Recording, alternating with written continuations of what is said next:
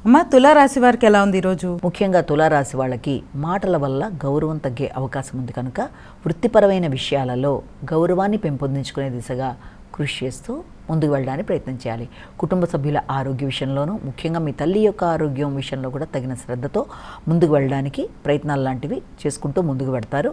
అంతేకాకుండా మీ యొక్క భాగస్వామితో కానీ, జీవిత భాగస్వామి లేదా మీ కుటుంబ సభ్యులు, దానికంటే ముఖ్యంగా మీ యొక్క సోదర వర్గం మొదలైన వారితో సమయాన్ని గడపడం, వారితో పాటు నిర్ణయాలు తీసుకోవడం, ముందుకు వెళ్ళడానికి చేసే ప్రయత్నాలు, దానివల్ల ఆర్థిక లాభాలు, వ్యక్తుల సహకారం అనుకూలంగా ఉన్నప్పటికీ మాటల విషయంలో మాత్రం తగిన జాగ్రత్తలు తీసుకుంటూ ఇతరులని నొప్పించకుండా నిర్ణయం తీసుకుంటూ ముందుకు వెళ్ళాలి. వృశ్చిక రాశి.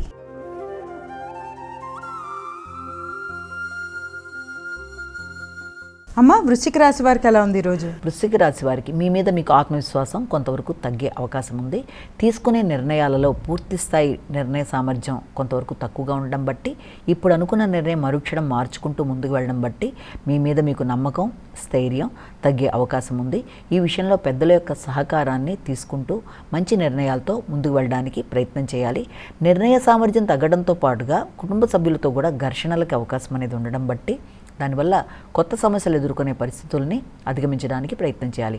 ముఖ్యంగా సంతాన వర్గంతో కావచ్చు, కుటుంబ సభ్యులతో వారి యొక్క ఆలోచనలు మీ ఆలోచనలతో సమన్వయపరుచుకుంటూ ముందుకు వెళ్ళే ప్రయత్నాలలో అది సమానంగా లేకపోవడం వల్ల కూడా కొన్ని సందర్భాల్లో ఘర్షణ ఏర్పడడం, మీరు ఆశించిన విధంగా మీ సంతాన వర్గం రెస్పాండ్ కాకపోవడం వల్ల అనవసరమైన ఖర్చులుగా కూడా కొన్ని విషయాలను మీరు భావించడం బట్టి కొంత ఘర్షణగా ఉంటుంది. కాబట్టి ఈ విషయాలను కూడా అధిగమిస్తూ మీరు మానసిక ప్రశాంతతను పెంపొందించుకుంటూ ముందుకు వెళ్ళి నిర్ణయ సామర్థ్యాన్ని ముందుగా పెంపొందించుకోవాలి. ధనస్సు రాశి.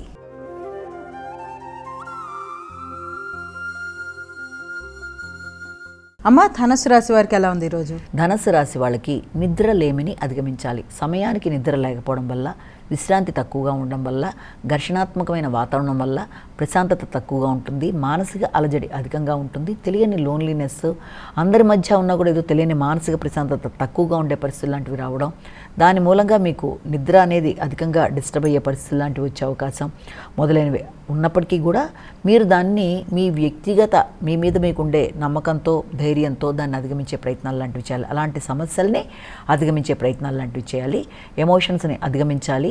ముఖ్యంగా మీరు తీసుకునే నిర్ణయాలలో పౌరుషంగా తీసుకునే నిర్ణయాల వల్ల కొన్ని అవకాశాలు కూడా కోల్పోయే పరిస్థితులు లాంటివి ఉంటాయి. కాబట్టి ముఖ్యంగా భాగస్వామి వ్యవహారాల్లో కానీ, వ్యాపార వ్యవహారాల్లో కానీ, జీవిత భాగస్వామితో కానీ అభిప్రాయ భేదాలకు దూరంగా ఉంటూ తొందరపాటు నిర్ణయాలు తీసుకోకుండా జాగ్రత్తగా వ్యవహరిస్తూ అనవసరమైన వాటి మీద ఖర్చులు పెట్టకుండా జాగ్రత్తగా ముందుకెళ్ళి అనుకున్న ఫలితాలు సాధించాలి.